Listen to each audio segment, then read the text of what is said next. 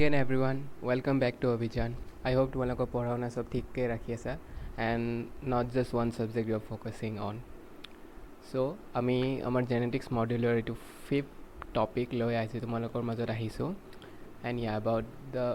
about my thing which I was saying just এটা subjectতে তোমালোকে মন নিদিবা you have 6 subjects right so just science পঢ়ি নাথাকিবা বা just maths পঢ়ি নাথাকিবা those two subjects they need practice a lot class 10 কাৰণে তোমালোকৰ main practice লগা subject হ'ল science আৰু maths and also other subjects are important I'm not saying that they are not important but এই দুটা subject তোমালোকক বেছি importance লাগে বেছি time investment কৰিব লাগে হয় and also advanced maths এইটোতো বহুত practice লাগে so you have to invest your time but also বাকি এটা subject neglect নকৰিবা ঠিক আছে so without further delay let's proceed to our next topic so আজি এইটো সেকশনত আমি ডিসকাস কৰিম about the independent assortment and chromosomal theory of inheritance last lectureত মই তোমালোকৰ dihybrid cross to কৈ দিছো if you want you can just check it out or if you have already checked out then you can follow what I'll be discussing today ঠিক আছে তো যেতিয়া মই তোমালোকক লাষ্ট ক্লাস কৈছিলো মই কৈছিলো যে independent assortment টপিকটো তোমালোকৰ dihybrid cross to ভালদৰে বুজাই দিব সো এই কাৰণে আমি এটা independent assortmentৰ বিষয়ে পঢ়িম তো যোনটো আমি dihybrid crossত পাইছিলো 9:3:3:1 ৰেশিও মনত কৰা তো এই 9:3:3:1 ৰেশিওটো আমি এনেদৰে বনাব পাৰো যে চোৱা আমি এটা দুটা কম্বিনেশন আছিল এটা ইয়েলো আৰু গ্ৰীন এই দুটা কন্ট্ৰাস্টিং ক্যাৰেক্টাৰ্স right okay yellow green they are contrasting characters of the seed color junto yellow hetu dominant and junto green hetu recessive so dominant is 3:1 ratio junto ami monohybrid or pora paisilo mod kora and round and wrinkle round to dominant so round 3 ratio and wrinkle 1 ratio so ei duta jodi ami ekeloge multiply koru so 3:1 multiply by 3:1 so ami kiman palu 3 into 3 round 3 yellow to 9 round and yellow then 3 round 1 green so 3 into 1 3 round green so 3 round green then 1 wrinkle 3 yellow so 3 wrinkle yellow Moji said 3 wrinkle yellow 3 round green then 9 round and yellow and then 1 wrinkle 1 green so multiply korilo ami 1 into 1 wrinkle green so wrinkle green so ami palu 1 wrinkle green so that is how it is okay so এটা তোমালোকৰ যোনটো independent assortment so হেতু লটো কি কয় যে যেটা দুটা character okay I am sorry যেটা দুটা বেলেগ ক্যারেক্টার তোমার সেগ্রিগেট কম্বাইন হ'ব ইন আ হাইব্রিড দেন যিকোনো এটা সেগ্রিগেশন আনটোৰ ওপৰত ডিপেন্ড নকৰে যেনেকুৱা তোমাৰ দুটা ক্যাৰেক্টাৰ আছে yellow green okay and then round and তোমাৰ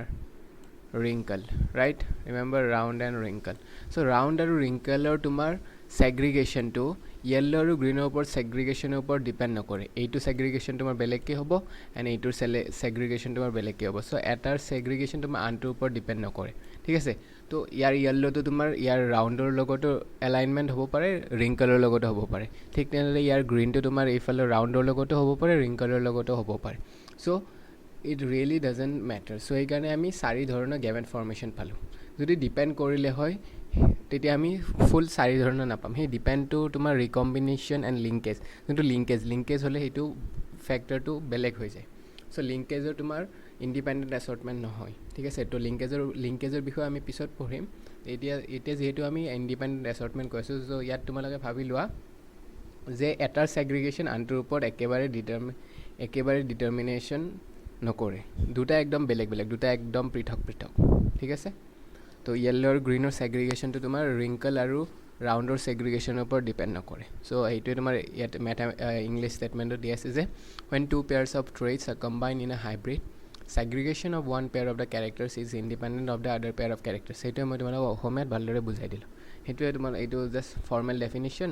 এন্ড বুজিবৰ কাৰণে মই তোমাক বুজাই দিছো ঠিক আছে and যোনটো মেন্ডেলে তেওঁৰ ওয়াৰ্ক কৰিছিল যোনটো মই ফাৰ্স্ট লেকচাৰতে কৈছিল যে তেওঁ 1865ত গাৰ্ডেন পিৰ ওপৰত তেওঁ ৰিসাৰ্চ কৰিছিল কিন্তু তেওঁৰ ৰিসাৰ্চবোৰৰ ইনফৰমেশনবোৰ 1900 লে ৰিকগনাইজ হোৱা নাছিল যে তেওঁ ইমানবোৰ এক্সপেৰিমেন্ট কৰিছে তো ইয়াৰ তিনিটা মেইন ৰিজন আছে সো ফাৰ্স্ট ৰিজনটো হ'ল কমিউনিকেশন ওয়াজ নট ইজি 1865 এতিয়া কিমান আমাৰ ইয়াৰ 2020 ওকে তেতিয়া 1865 তেতিয়া হিমান কমিউনিকেশন ভাল নাছিলে ইন্টাৰনেট নাছিলে এন্ড জাষ্ট পোষ্টেল ছাৰ্ভিচবোৰো সিমান ভাল নাছিলে so' communication was not so' easy and then second thing তেওঁ যোনটো এই জিন্সৰ কনচেপ্টটো ওলাইছিলে সেইটো এটা নতুন কনচেপ্ট আছিলে চাইণ্টিষ্টবোৰৰ কাৰণে ঠিক আছে যে জিন বুলি তেওঁ যোনটো ফেক্টৰ কৈছিলে আমি এতিয়া জিন বুলি জানো তেওঁ যোনটো কৈছিলে যে ফেক্টৰটো এটা ষ্টেবল হয় আৰু ডিছক্ৰিট মানে কণ্ট্ৰাষ্টিং পেয়াৰত থাকে অ'কে যোনটো ব্লেণ্ড নহয় এণ্ড যোনটো তোমাৰ ফাৰ্ষ্ট জেনেৰেশ্যনৰ পৰা নেক্সট জেনেৰেশ্যনত গুচি যায় চ' এই চব নতুন বস্তু আছিল চ' বাকী চাইণ্টিষ্টবোৰে অলপ বিশ্বাস কৰিবলৈ টান পাইছিল আৰু থাৰ্ডটো হ'ল যে কি প্ৰবেবিলিটি ষ্টেটিষ্টিক্স ত' সেই চব তোমাৰ মেথছৰ বস্তু চ' মেথছৰ বস্তু যে বায়'লজিত লৈছিলে so' Mendel's approach of using mathematics to explain biological phenomena was totally new and unacceptable to many biologists of his time. Okay, তো maths in biology যোনটো মই আগতেও কৈ আহিছোঁ যে আমি নৰ্মেলি কি পাব মেথছ বায়'লজি দুটা বেলেগ বেলেগ ফিল্ড হয় কিন্তু মেণ্ডেলে দুটা ইউনাইট কৰিছিলে ঠিক তেনেদৰে আমাৰ ষ্টেটিষ্টিকেল বায়'লজি আছে এটা ছাবজেক্টেই আছে চ' ৱেৰ আমি এতিয়া জানো যে maths and biology they are not completely different but আগতে কি আছিল যে বায়'লজিত আমি মেথছ ইউজ নকৰিছিলোঁ চাইণ্টিষ্টবোৰে ইউজ নকৰিছিল চ' সেইকাৰণে মেণ্ডেলে যেতিয়া মেথছ আনি দিলে বায়'লজিত চ' তেওঁৰ লগৰ চাইণ্টিষ্টবোৰে অলপ অ'কে চৰি ফৰ দ্য ইণ্টাৰাপশ্যন বুজিবলৈ টান পালে চ' সেইকাৰণে এই বস্তুটো সিমান পাব্লিচিটি হোৱা নাছিলে ঠিক আছে অ'কে এণ্ড 1900ত তেওঁৰ বস্তুটো কেনেকৈ ৰিএষ্টাব্লিছ হ'ল তিনিজন চাইণ্টিষ্ট অ'কে এই তিনিজনৰ নামটো মনত ৰাখিবা এক্সাম তোমালোকৰ কম্পিটিটিভ এক্সামত important and also' for your boards de Vries Correns and Tschermak টি আছে টি শ্বাৰমাৰ্ক অ'কে চ' তেওঁলোক তিনিজনে মেণ্ডেলৰ গোটেই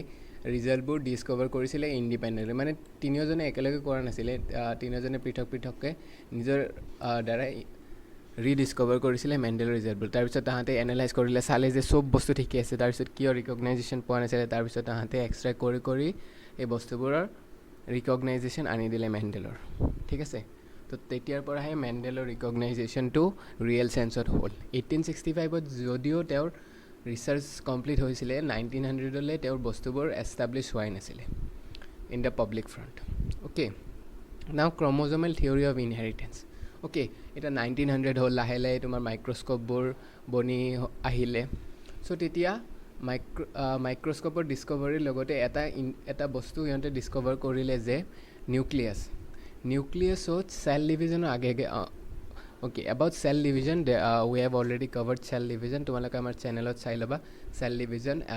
মাইট'চিছ মিঅ'চিছ চ' সেই চবৰ বিষয়ে আমাৰ ডিছকাছ কৰা আছে তোমালোকে বুজিব লাগিলে চেনেলটো চাই ল'বা you can pause the video' here go check out the cell division and come back okay if you already know that's fine so গম পালে যে চেল ডিভিজনৰ আগে আগে নিউক্লিয়াছত কিবা এটা বস্তু ডাবল হয় এণ্ড ডিভাইড হৈ যায় ডাবল হৈ ডিভাইড হয় দুইফালে ছেমত ডিভাইড হৈ যায় চ' এইটো কি বস্তু আছিলে পিছত তাহাঁতে এইটো ক্ৰম'জম বুলি নাম দিলে ক্ৰম'জম কিয় কাৰণ যেতিয়া ষ্টেইন কৰিলে ষ্টেইন কৰাৰ পিছত বস্তুটো ভিজিবল হ'ল and chromosome means coloured bodies okay so' তাহাঁতে গম পালে যে ক্ৰম'জম বুলি এটা ষ্ট্ৰাকচাৰ তোমাৰ নিউক্লিয়াছত থাকে যোনটো চেল ডিভিজনৰ আগে আগে ডাবল হৈ যায় এণ্ড ডাবল হৈ পিনে স্প্লিট হৈ যায় দুভাগত ভাগ হৈ যায় দেন বহুত এনালাইজ কৰিলে ৱাল্টাৰ চেটন আৰু থিয়ডৰ ব'ভাৰে বুলি দুজন চাইণ্টিষ্টে তেওঁলোকে এনালাইজ কৰি পালে যে ক্ৰম'জমটো যেনেদৰে ছেগ্ৰিগেশ্যন হয় তোমাৰ চেল ডিভিজনত ঠিক তেনেদৰে মেণ্ডেলৰ ফেক্টৰবোৰো ছেগ্ৰিগেশ্যন হয় যোনটো মেণ্ডেলে তোমাৰ কৈ গৈছিলে যে এনেকুৱা ধৰণৰ বস্তু তোমাৰ ফেক্টৰ্ছবোৰ হয় ঠিক আছে চ' তাহাঁতে এইটো ৰিচাৰ্চ কৰি গম পালে যে behaviour of chromosomes was parallel to the behaviour of genes and use chromosomal movement to explain Mendel law so' মেণ্ডেলে ল'বোৰত যে কৈছিলে about his law of dominance then law of segregation so' এই ছেগ্ৰিগেশ্যনৰ যোনটো ল চ' সেই ল'টোত যে ফেক্টৰবোৰ ছেগ্ৰিগেট হয় বুলি কৈছিলে ঠিক তেনেদৰে তেওঁলোকে ৱাল্টাৰ চেটন আৰু থিয়ডৰ ব'ভেৰি গম পালে যে ক্ৰম'জমবোৰো ঠিক তেনেদৰে ডিভাইড হয় চ' তেওঁলোকে এইটো থিয়ৰী দিলে হাইপ'থেচিছ দিলে যে ক্ৰম'জমৰ ভিতৰতে এই ফেক্টৰ্ছ অৰ্থাৎ জিনবোৰ থাকে অ'কে চ' তাৰপিছত আমি এতিয়াতো গমেই পালোঁ যে ক্ৰম'জমৰ ভিতৰত এটা particular region of the DNA which are known as genes but তেতিয়া তেনেদৰে নাজানিছিলে okay so' this is an important statement the last statement of this slide The two alleles of a gene pair are located on homologous sites on homologous chromosomes. Okay, just remember this. Ki hoy moi bujhai so let's read it again. The two alleles of a gene pair are located on homologous sites on homologous chromosomes. So আমি হিউম্যানবোৰটো আমি জানা diploid okay, so diploid হলে 2 pairs of chromosome থাকে, one from each parent, okay, and যোনটো দুটা alleles মই যে কৈছিলো কন্ট্ৰাস্টিং, suppose a garden period contrasting কলো যে এটা হল ৰাউন্ড আৰু এটা হল ৰিংকল, বা যদি হোমোজাইগাছ থাকে দুটা ক্যাপিটাল আর নহলে ক্যাপিটাল আর নহলে স্মলার, এই দুটা যে থাকে এই দুটা পুরা সেম সাইটত থাকে, দুটা বেলেগ বেলেগ chromosome, suppose okay, let me draw, suppose এইটো এটা ক্রোমোজোম, next এইটো এটা ক্রোমোজোম, ঠিক আছে. Okay, let me change the ink color.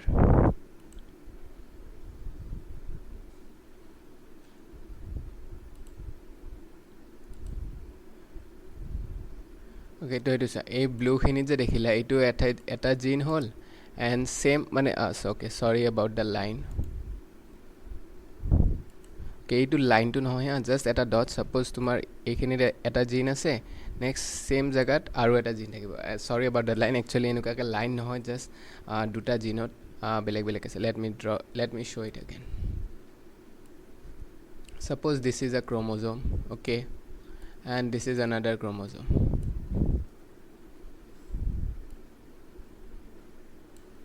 Okay, তোমার এইখিনি পার্টত যোনটো মই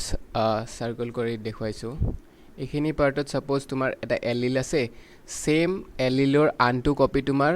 নেক্সট ক্ৰোমোজোমৰ সেম জায়গাখিনি থাকিব, সো হেইটোকে কয় homologous. This two are known as homologous chromosome and this two are known as homologous site, মানে সেম, হোমো মানে same, similar sites, okay, this two are similar chromosomes and this two genes are present on the same site, so এখানে two alleles of a gene pair are located on homologous sites. It is the same homologous sites on homologous chromosome. It is the same chromosome number, so they are known as homologous chromosomes, okay, or sister chromosomes. Now it is juntu moi koisu etar segregation antar upor depend nokore, so etu ami yat eta visualization korim. তো এই দুটা বেলেগ chromosome, okay, লম্বা দুটা same homologous chromosome, short দুটা তোমার same homologous chromosome. It's orange yellow green red, orange yellow green red. So orange আৰু yellow to segregation to তোমাৰ red আৰু green segregation ওপৰ ডিপেন্ড নকৰে. তো orange to যেটা segregation হল, ঠিক আছে, তো তোমাৰ orange আৰু green to same ফালে যাব পাৰে বা orange আৰু red to তোমাৰ same ফালে যাব পাৰে. চোৱা, orange আৰু red to segregation doesn't depend at all on the segregation of red and green. So orange to তোমাৰ red or লগত এফালে যাব পাৰে বা orange to green or লগত এফালে যাব পাৰে. So it all depends on probability, both are equally likely, okay. So ইয়াত যদি green or লগত গ'ল, orange to green or লগত হ'ল, orange to red or লগত হ'ল ইয়াত, so ইয়াত orange red, orange green, yellow red, yellow green, so 4 different types of gametes we find. So yeah, this is the visualization. I hope the visualization makes it clear now. Okay, যোনটো মই তাত দেখুৱাইলো, so anaphase কি হয়, metaphase কি হয়, প্ৰোফেজ কি হয়, telophase কি হয়, তো সেইসব তোমালোকৰ সেল সাইকেলত আছে. তো I am saying again, just go through the cell cycle videos, you will get the concept, ঠিক আছে. তো during anaphase of meiosis, the two chromosomes pair can align at metaphase independently of each other. যোনটো মই ক'লো ইয়াত তোমাৰ metaphase anaphase anaphase তাৰ আগতে মেটাফেজত তোমাৰ পেয়াৰিং হৈছে, এনাফেজত তোমাৰ স্পিন্ডেল এপাৰেটাছ ফৰ্মেশ্যন হৈছে, okay, with the centrosome. That's why pairing to তোমাৰ মেটাফেজিক যেটা প্লেট টু ফৰ্মেশ্যন হয়, আইডাৰ অৰেঞ্জ গ্ৰীণ একেলগে আহিব পাৰে বা অৰেঞ্জ ৰেড, চ' সেইটো তোমাৰ ইয়াত চেণ্টেন্সত বুজাইছে. নাও চাৰ্টন এণ্ড ব'ভেৰী নামটোতো আগতে গমে পেলাইছোঁ, তাহাঁতে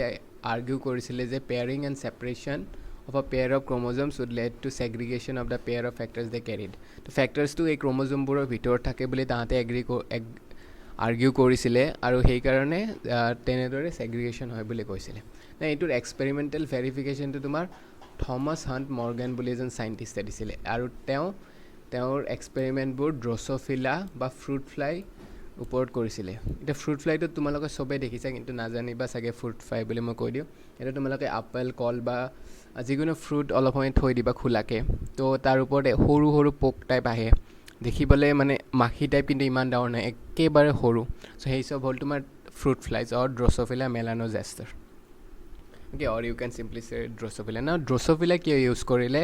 মৰ্গেনে? চ' these are the 4 major reasons যে Drosophila কিয় ইউজ কৰিলে. কাৰণ Drosophila যিকোনো একদম চিম্পলি গ্ৰ' কৰিব পাৰি on simple synthetic medium in the laboratory. Then single mating produce a large number of progeny flies. বহুত আমি প্ৰজেনি অপশ্যন পাওঁ, যিমান বেছি প্ৰজেনি পাম আমি সিমান বেছি এনালাইজ কৰিবলৈ ভাল হ'ব, কাৰণ এটা দুটা প্ৰজেনি চালে আমি এনালাইজ কৰিব নোৱাৰিম যে কোনটো কেৰেক্টাৰ কি হিচাপে ইনহেৰিট হৈছে। যেতিয়া বেছি আমাৰ তাত আউটকাম থাকিব তো আমি এনালাইজ কৰিবলৈ বেছি ভাল হ'ব। And clear differentiation of sexes, the male and female are easily distinguishable. আমি আৰামছে ডিষ্টিংগুইছ কৰিব পাৰোঁ যে কোনটো মেল হয় কোনটো ফিমেল হয়। With the help of a low' power microscope we can easily distinguish between the male and female of the Drosophila. So এইকাৰণে Drosophila use কৰিছিলে, ঠিক আছে। Now in the next lecture I'll be talking about incomplete dominance and co-dominance. So এই দুটা তোমাৰ post Mendelian era, post Mendelian era বুলি কিয় কোৱা হয়, কাৰণ এই দুটা তোমাৰ Mendelian laws strictly follow নহয়, ঠিক আছে। So about those I'll be covering in the next topic. So till then, stay safe, study well, and continue studying all of the subjects. Your exams are approaching, bhalore pora, and all the best. If you need any help, feel free to mention in the comment section and let us know how you feel about the topics that we discuss. Okay, study well, all the best, and see you in the next video.